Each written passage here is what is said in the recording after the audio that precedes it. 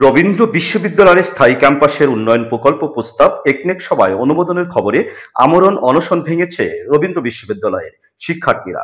17 August রোববার দুপুর 2:20 তারা এই অনশন ভাঙেন। এ সময় বিশ্ববিদ্যালয়ের উপাচার্য professor doctor Suman Kanti Barua, treasurer professor doctor Firoz Ahmed, proctor ভারপ্রাপ্ত নজরুল ইসলাম সহ প্রক্টোরিয়াল টিমের সদস্যরা উপস্থিত ছিলেন। তারা সকল মিলে শিক্ষার্থীদের অনশন ভাঙান। এ সময় শিক্ষার্থীরা উল্লাসে মেতে ওঠেন।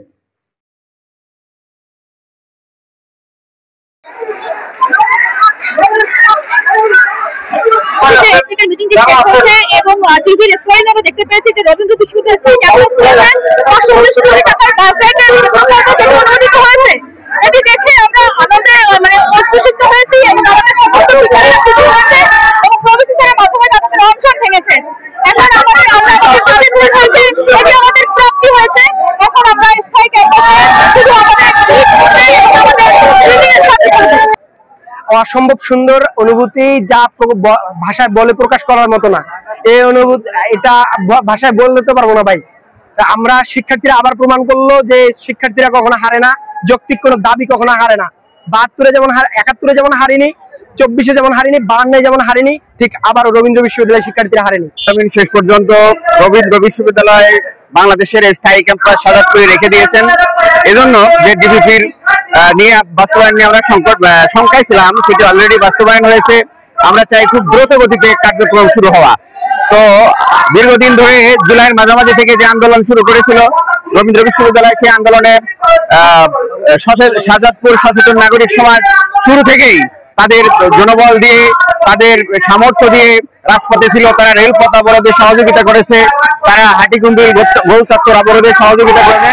ছাত্ররা অনেকদিন ধরে আন্দোলন করছে। সেই আন্দোলনের সাথে পুরো সাজাদপুরবাসী, বাংলাদেশ জামাত ইসলামী, ছাত্র শিবির সহ সকলে এই আন্দোলনের সাথে একত্রিত ঘোষণা করেছিল এবং তারা অনেক সময় রাস্তায় এবং তারা কি করেছে, মানববন্ধন করেছে, মিছিল করেছে, মিটিং করেছে। সব দিক দিয়ে এই বিশ্ববিদ্যালয়ের একটা স্থায়ী ক্যাম্পাস হওয়ার যৌক্তিক দাবি ছিল, সেই দাবিটা আমাদের আজকে পূরণ হয়েছে। এজন্য আমরা সরকারের কাছে আমরা ধন্যবাদ জানাচ্ছি। সেই সাথে ক্যাম্পাসের ডিসি সহ, প্রক্টর সহ সকল টিচারবৃন্দ যারা এই অক্লান্ত পরিশ্রম করে বিভিন্ন আন্দোলন করেছেন, তাদেরকে আমরা ধন্যবাদ জানাচ্ছি। এবং এই আন্দোলন এর আগে রবীন্দ্র বিশ্ববিদ্যালয়ের স্থায়ী ক্যাম্পাসের দাবিতে শিক্ষক, কর্মকর্তা, কর্মচারী ও শিক্ষার্থীদের টানা আন্দোলন চালিয়ে আসছিলেন। গত 26 জুলাই বিশ্ববিদ্যালয় দিবস বয়কটের মধ্য দিয়ে এই আন্দোলনের সূচনা হয়। এরপর থেকে ধারাবাহিকভাবে মানববন্ধন, প্রতীকী ক্লাস, সাংস্কৃতিক কর্মসূচি, মহাসড়ক অবরোধ, রেলপথ অবরোধ সহ নানা কর্মসূচি পালিত হয়। গত 16 আগস্ট বেলা 11টা থেকে শিক্ষার্থীরা গণ অনশন শুরু করেন এবং দুপুরে তা আমরণ অনশন রূপ নেয়। শনিবার সন্ধ্যা থেকে শুরু করে রোববার সকাল পর্যন্ত একের পর এক শিক্ষার্থী অসুস্থ হয়ে পড়েন। 20 জনের মতো শিক্ষার্থী অসুস্থ হন।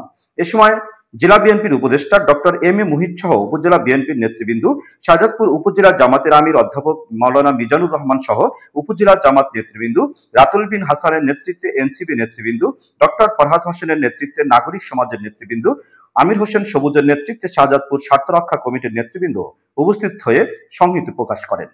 শিক্ষার্থীদের দাবি ছিল ডিপিপি অনুমোদন না হওয়া পর্যন্ত তাদের আমরণ অনশন চলবে। রোববার দুপুরে এক সভায় প্রকল্প অনুমোদনের ঘোষণা আসার পর শিক্ষার্থীদের মধ্যে স্বস্তি ফিরে আসে এবং টানা আন্দোলনের সমাপ্তি ঘটে।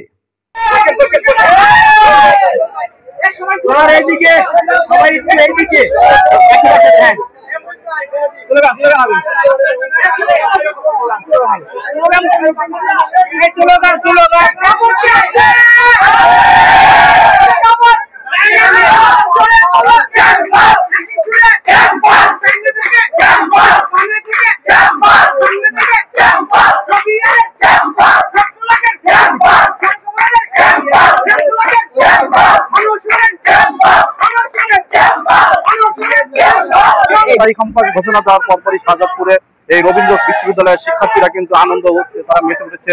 তারা জানেন যে তারা এখানে অনশনে করেছিল, সেই অনশন এখন এই রবীন্দ্র বিশ্ববিদ্যালয়ের স্থায়ী ক্যাম্পাস হওয়ার ঘোষণায় সেই অনশনের সমাপ্তি ঘটতে যাচ্ছে। রবীন্দ্র বিশ্ববিদ্যালয় ক্যাম্পাস থেকে এম.এ. জাফর লিটন, উত্তর দিগন্ত নিউজ, শাহজাদপুর।